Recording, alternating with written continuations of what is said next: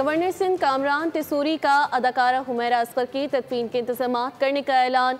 Governor का कहना था कि मैं सिंध के दीगर शहरियों की तरह हुमैरा असगर का भी भाई हूँ। लवाहिकीन तदफीन में शिरकत नहीं करना चाहते तो मैं हाजिर हूँ। गवर्नर हाउस के पेश इमाम से कहा है कि हुमैरा असगर की नमाज जनाजा पढ़ाएं। बोले अपनी माओं, बहनों और बेटियों की इज्जत और नामूस की कदर जानते हैं। ये हमारे मुआशरे के लिए सवाल है कि जवान बेटी की लाश दफनाने वाले नहीं।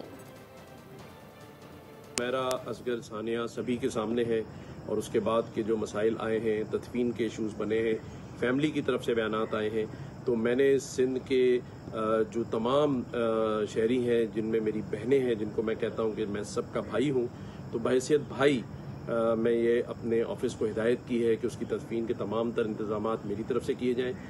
हमारे गवर्नर हाउस के इमाम साहब को मैंने हिदायत की है कि वो नमाज जनाजा पढ़ाएं और बाकी भी तमाम तर जो इंतजामात हैं बहैसियत भाई वो मैं अपने ज़िम्मे लेता हूँ और तमाम तर अखराजात का भी मैंने कहा है कि मैं ज़ाती हैसियत में करूँगा।